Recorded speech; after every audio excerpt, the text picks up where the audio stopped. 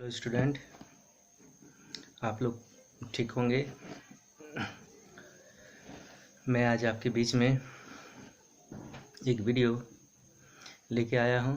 इसके पहले भी मैंने आपके बीच में वीडियो साझा किया है। आप वीडियो को देखे होंगे। वीडियो को देखिए, उन्हें लाइक कीजिए और इस चैनल को सब्सक्राइब कीजिए ताकि आपके पास अपडेटेड वीडियो मिल सके, उपलब्ध हो सके, आप उसे देख सकें और आपके एग्जामिनेशन पॉइंट ऑफ व्यू से ये वीडियो आपके लिए मददगार साबित हो।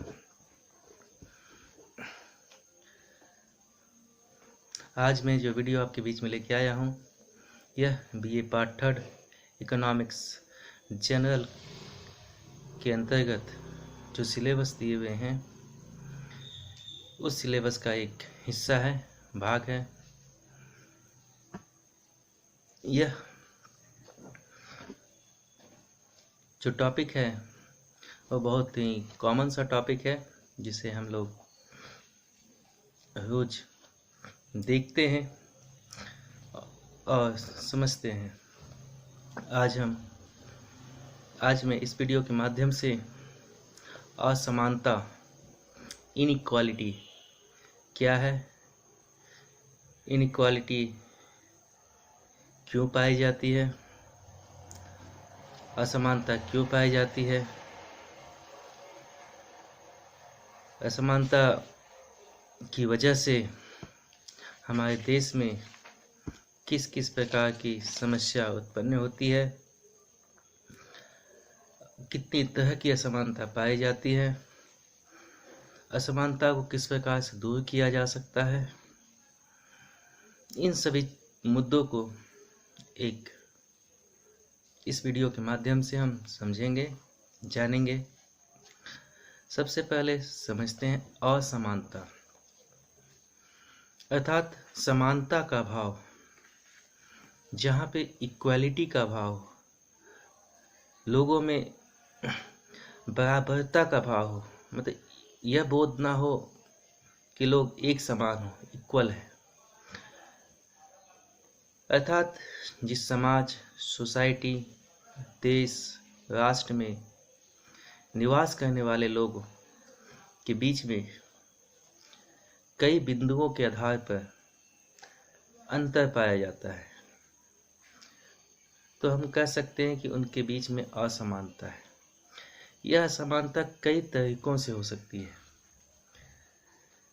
जब हम अर्थशास्त्र का अध्ययन करते हैं तो इसमें एक मुख्य असमानता आ जाती है आय की असमानता, अर्थात inequality of income. Inequality of income की जब हम बात करते हैं तो इसका आशय होता है कि समाज में, अर्थव्यवस्था के अंदर, देश के अंदर जो लोग निवास करते हैं उनके बीच इनकम का डिफरेंस होना, आय का अंतर होना। कुछ लोग के पास अधिक पैसे होते हैं, वे धनी होते हैं, कुछ लोग मध्यम क्लास के होते हैं और कुछ लोग निर्धन होते हैं। यह असमानता हमें देखने को मिलती है, जिसे आय की असमानता कहते हैं। दूसरी असमानता की बात जब आती है तो होती है संपत्ति की असमानता। संपत्ति अर्थात होता है एसेट, मतलब आपके पास घर कितना है, जमीन जायदाद कितना है, संपत्ति कितनी है, इसकी बात। ये भी एक असमानता का प्रकार होता है। तीसरा होता है क्षेत्र के अनुसार असमानता। तो हम लोग तीनों असमानता को विस्तृत रूप से इस वीडियो के माध्यम से जानेंगे। एक एक टॉपिक को मैं आपके बीच में इस वीडियो के माध्यम से डिस्कस करूँगा, साझा करूँगा, ताकि आप उसे सुनिए और एग्जामिनेशन पॉइंट ऑफ व्यू से आप लाभ उठाइए। पहला है आय की असमानता। जब हम अपने देश की बात करते हैं, इंडिया की बात करते हैं, भारत की बात करते हैं, तो यहाँ आय की असमानता अत्यधिक है। हम लोग अपने आसपास भी देख सकते हैं, जिस क्षेत्र में रहते हैं, जिस समाज में रहते हैं, जिस लोकेलिटी में रहते हैं, आप देखिएगा कुछ लोग बहुत ही पैसे वाले हैं, उनके पास पैसे बहुत अधिक है, उनके लिए कोई भी वस्तु को खरीदना नामुमकिन नहीं है। तो दूसरी ओर कुछ ऐसे व्यक्ति हैं जो किसी प्रकार अपना ज़िंदगी जीते हैं, काम करते हैं, कमाते हैं, खाते हैं। और एक अन्य क्लास है जो बहुत ही निर्धन है, जिसे मुश्किल से 2 वक्त की रोटी मिल पाती है। तो हमारे देश में यह जो असमानता पाई जाती है, उसका मुख्य वजह निर्धनता है, पॉवर्टी है, गरीबी है। इस निर्धनता की वजह से समाज में कुछ लोग आर्थिक रूप से संपन्न हैं, धनी हैं, धनवान हैं, और वो धन की मद में, नशे में डूबे हुए हैं। उनके पास किसी भी चीज़ की कोई भी कमी नहीं है। वहीं दूसरी तरफ ऐसे लोग हैं, ऐसी फैमिली है, ऐसे घर हैं जिनके पास भरपेट भोजन नहीं मिल पाता है। ऐसे व्यक्ति सुख सुविधा से काफ़ी दूर होते हैं, वंचित होते हैं, वे भोजन के लिए तरसते रहते हैं। और कभी कभी आप देखिएगा तो रोड के किनारे कुछ लोग जो दूसरे अपना खाना फेंक देते हैं, भोजन फेंक देते हैं, वो भोजन उठा के खाते हैं, क्योंकि उनके पास खाने के लिए भोजन की भी दिक्कत होती है। वैसे लोग अपना वस्त्र को भी सही, अपना देह को भी सही ढंग से ढक नहीं पाते। उनके बॉडी पे, देह पे नए वस्त्र दिखना बहुत ही मुश्किल बात है। पुराने वस्त्र में भी कई तरह की चिप्पियाँ दिखाई देती है। तो हमारे देश में इस प्रकार की असमानता दिखाई देती है। कई लोग महल में रहते हैं तो कोई कुटिया में रहते हैं, कि किन्हीं के घर में पानी चूती है, छत चूते हैं। तो इस प्रकार की जो असमानता हमारे देश में दिखाई देती है, उसे हम लोग आय की असमानता कहते हैं। क्योंकि पैसे की वजह से ही सब कुछ है। पैसा है तो सब कुछ है, और पैसा नहीं है तो आपके पास कुछ नहीं है। पैसे की वजह से निर्धनता होती है, जिसकी वजह से लोग अच्छा भोजन नहीं कर पाते हैं, अच्छा वस्त्र नहीं पहन पाते हैं, अच्छे मकान में नहीं रह पाते हैं, कोई भी सुख सुविधा से वंचित हो जाते हैं। इसलिए निर्धनता एक मुख्य रूप से आय की असमानता का वजह है। निर्धनता सभी चीज़ों का एक मुख्य आधार है, या कह सकते हैं निर्धनता एक अभिशाप है। गरीबी एक अभिशाप है जो बाकी अन्य कुरीतियों को जन्म देती है। तो हम अभी तक के निष्कर्ष में देखते हैं कि भारत में, हमारे देश में आय के वितरण की असमानता बहुत ही ज़्यादा है, और यह आय की असमानता हमारे आसपास में इतनी विकराल रूप से पाई जाती है, जो प्रतिदिन एक तबके और दूसरे तबके के बीच में खाई बनती जा रही है। अब हम यह समझते हैं कि आय की असमानता क्यों है, क्यों हमारे देश में आय की असमानता इतनी ज़्यादा विकराल रूप से देखने को मिलती है। तो इसके एक पक्ष को जब हम लोग देखते हैं तो पहला पक्ष यह है शिक्षा। शिक्षा, अवसर और प्रशिक्षण। शिक्षा सभी चीज़ों, यदि मनुष्य शिक्षित है, एजुकेटेड है, उसके पास काम करने की युक्ति है, उसके पास कौशल विकास है,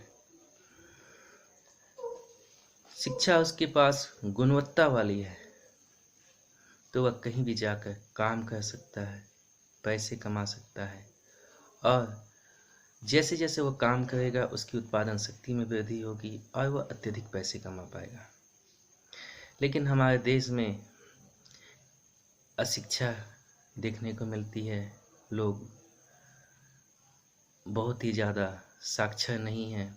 जो एजुकेटेड भी हैं, यदि हम उन्हें सो कॉल्ड एजुकेटेड कहते हैं कि वो शिक्षित हैं, बीए कर गए, एमए कर गए, लेकिन वो सिर्फ सर्टिफिकेट पे, मार्कशीट पे शिक्षित होते हैं। उनके पास किसी प्रकार की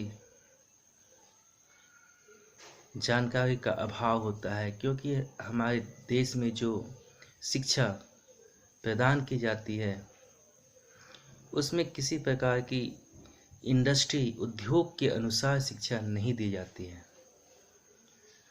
शिक्षा में गुणवत्ता का अभाव होता है, इसलिए वे लोग सर्टिफिकेट लेने के पश्चात भी काम नहीं खोज पाते हैं, उद्योग कंपनी के अनुसार अपने आप को नहीं बना पाते हैं और वे लोग निर्धनता की एक खाई में पटते चले जाते हैं। इसलिए असमानता का मुख्य वजह अशिक्षा भी कह सकते हैं और शिक्षित होके भी कौशल युक्त शिक्षा ना होना असमानता का मुख्य वजह है।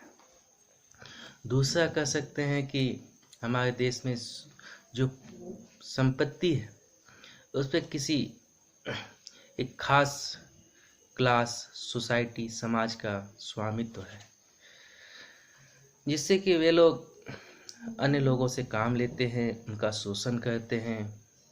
उन्हें जो भी काम के बदले पैसे दिए जाते हैं, मानदेय दिए जाते हैं, वो बहुत ही कम दिए जाते हैं।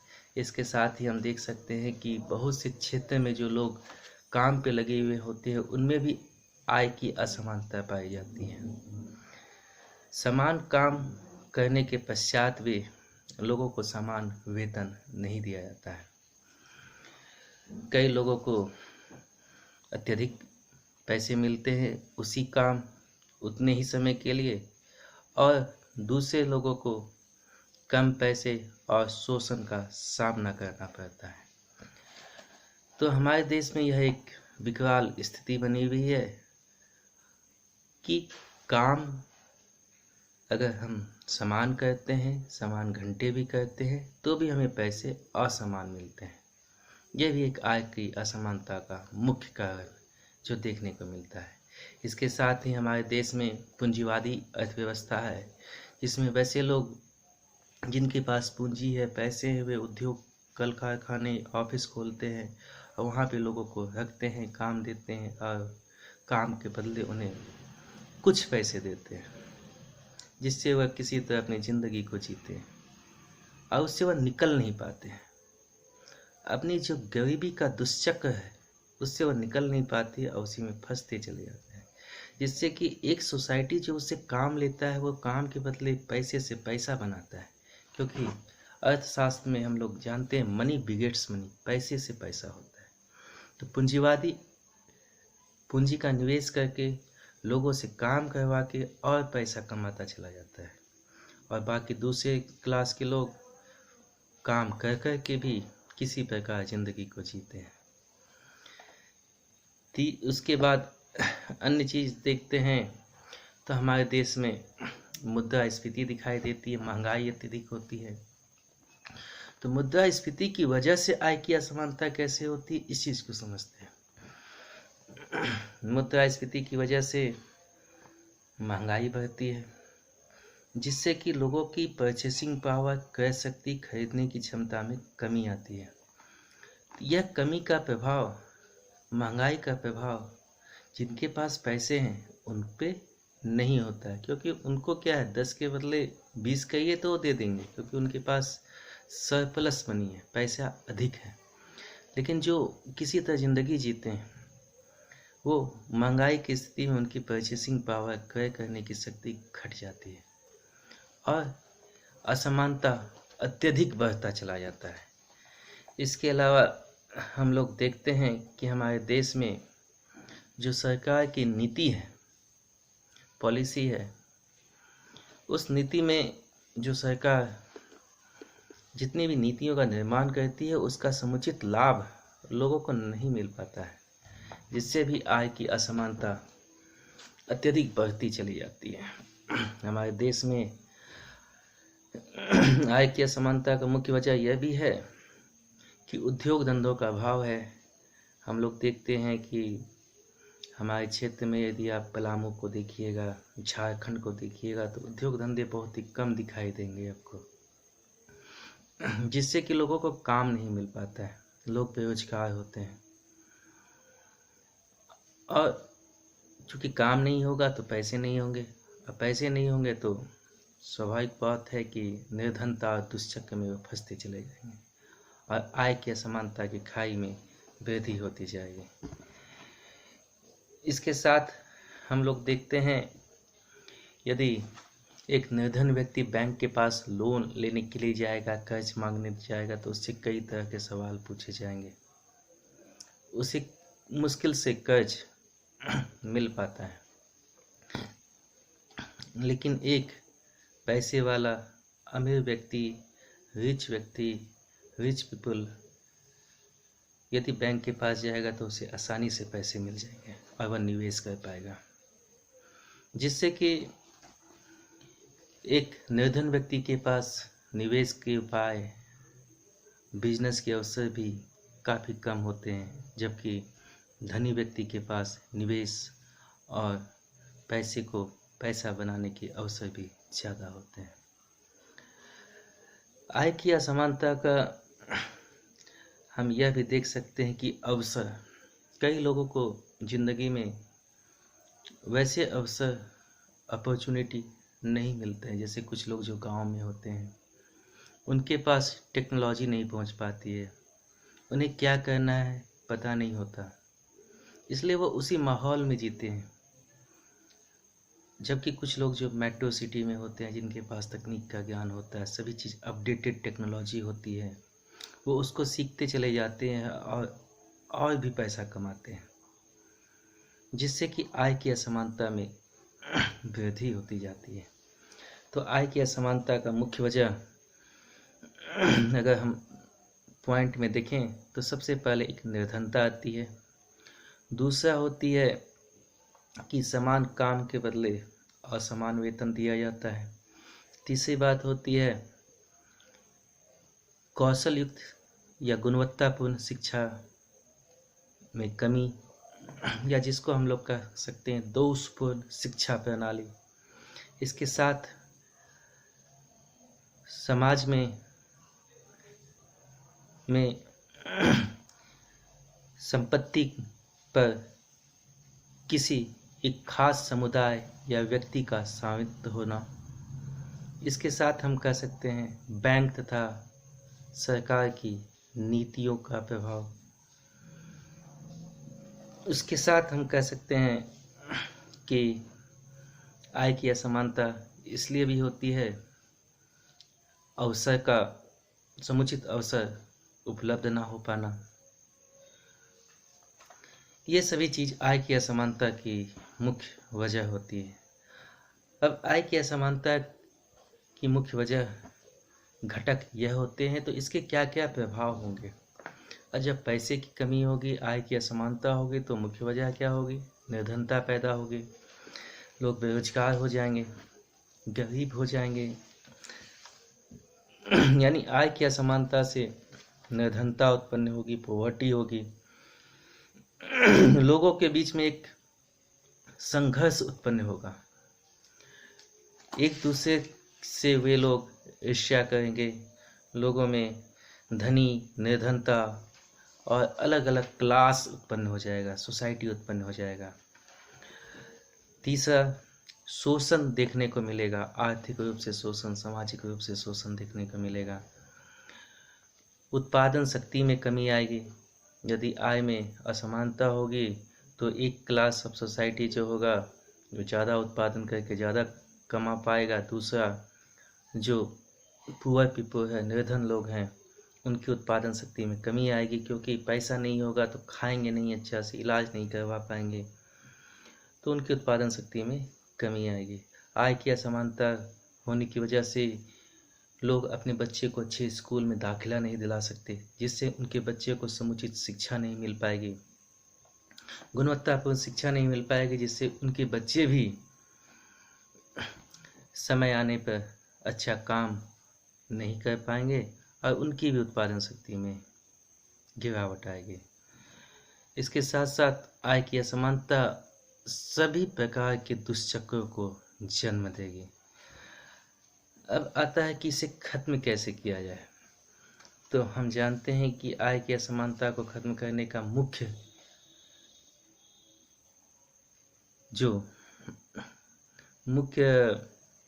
जो विधियां हैं वो इस प्रकार से हो सकती हैं कि हमें समाज में, राष्ट्र के अंदर सभी लोगों के लिए समान अवसर दिए जाएं, लोगों को समान रूप से अपॉर्चुनिटी पैदा किया जाए ताकि लोग समुचित रूप से काम कर पाएं, समान रूप से काम करें।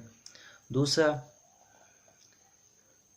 हमारी शिक्षा प्रणाली में एक व्यापक बदलाव की आवश्यकता है, जिसमें जो उद्योग धंधे, जो मार्केट डिमांड करता है, उसके अनुसार हम शिक्षा दें ताकि जो भी बच्चे एजुकेटेड हों उनमें कौशल युक्त गुणवत्ता हो, इंडस्ट्री के अनुसार उनमें काम करने की गुण आ सके और वे जैसे ही जॉब मांगने जाए तो उनको काम मिल पाए, या उनमें अपना बिजनेस, अपना व्यवसाय किस प्रकार से स्टार्ट किया जाए, इस प्रकार से शिक्षा दी जाए ताकि वे अपना बिजनेस कर पाएँ, व्यवसाय कर पाएँ और पैसा कमा पाएँ।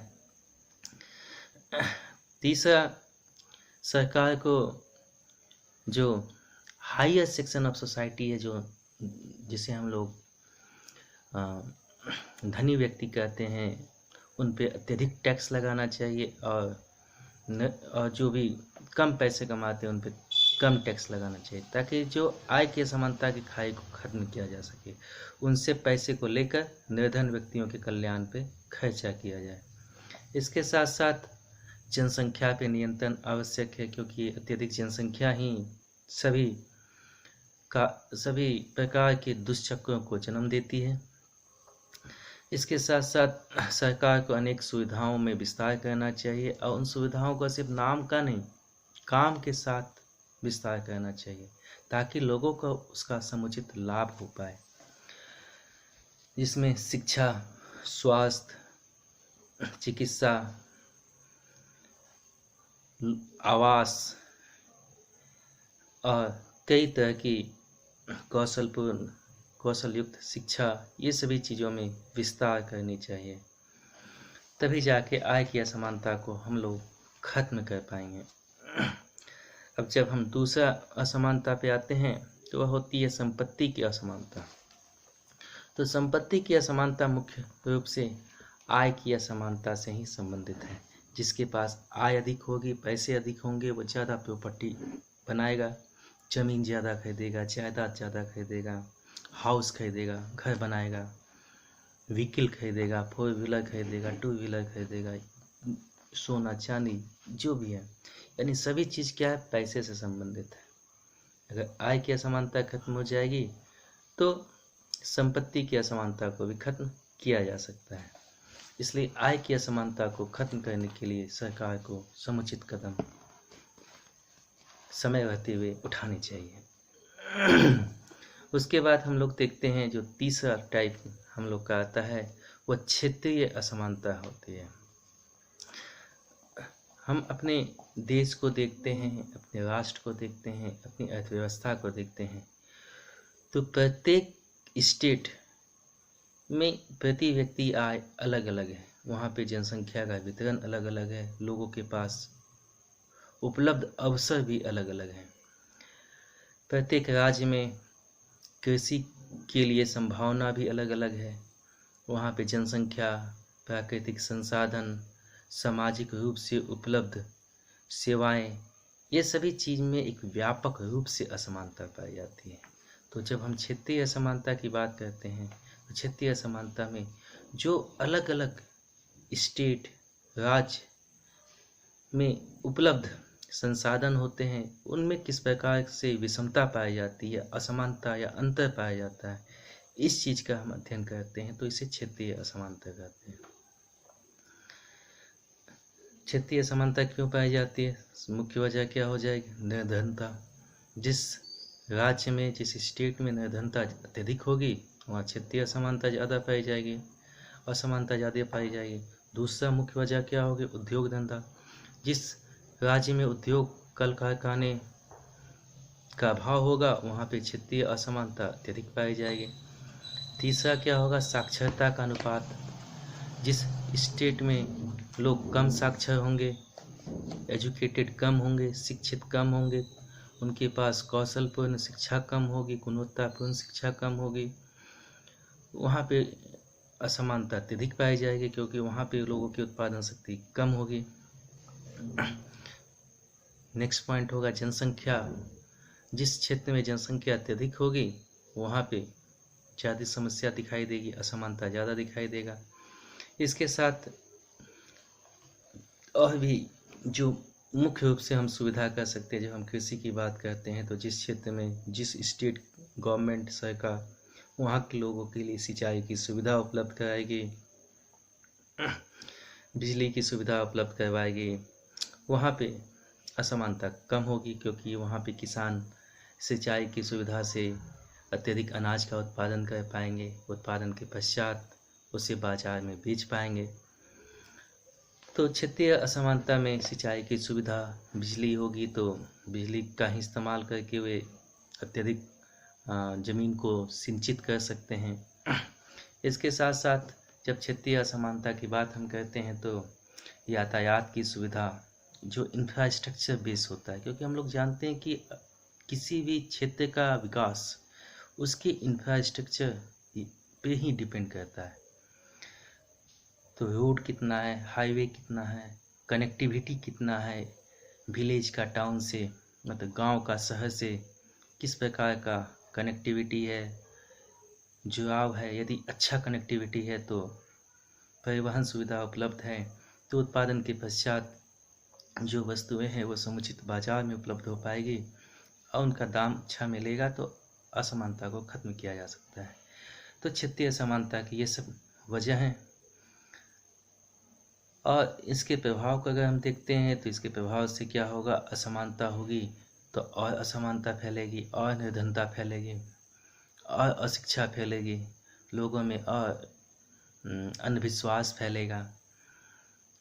चिकित्सा सुविधा अगर उपलब्ध नहीं होगी तो लोग एफिशिएंटली, मतलब पूर्ण रूप से काम नहीं कर पाएंगे, जिससे कि उनकी उत्पादन शक्ति में कमी आएगी।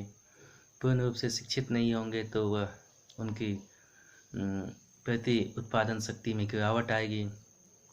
यातायात सुविधा उपलब्ध नहीं होगा तो वस्तु का दाम नहीं मिल पाएगा, निवेश आकर्षित नहीं होगा। अगर जैसे हम देखते हैं कि हमारे देश में किसी एक स्टेट में निवेश ज़्यादा होता है, दूसरे स्टेट में निवेश कम होता है। क्यों? क्योंकि वहाँ पे स्टेट गवर्नमेंट का किस प्रकार से जो इन्वेस्टर होते हैं, निवेशकर्ता होते हैं, उनके प्रति किस प्रकार से उनका भाव होता है, उन्हें किस प्रकार से सुविधा उपलब्ध कराते हैं, तो वैसा ही निवेश आकर्षित होता है। तो कोई भी निवेश करता है किसी राज्य में, निवेश तभी करेगा जब वहाँ पे स्टेट गवर्नमेंट निवेशकर्ता के लिए अनुकूल माहौल बनाएगी, यातायात की सुविधा देगी और कई तरह की जो सुविधाएं जो चाहिए उनको उपलब्ध कराएगी। तभी जाके क्षेत्रीय असमानताओं को भी ख़त्म किया जा सकता है और आर्थिक विकास को के लक्ष्य को प्राप्त किया जा सकता है। तो इस वीडियो के माध्यम से हमने आय की असमानता, संपत्ति की असमानता और क्षेत्रीय असमानता को समझा, जाना। और ये असमानता एक ऐसी टॉपिक है, ऐसा विषय है जिसे आप अपने आसपास में देखिएगा, समझिएगा तो एक आपको व्यापक रूप से समझ में आएगी और इसे आप लिखिए, समझिए और जानिए। थैंक यू, धन्यवाद।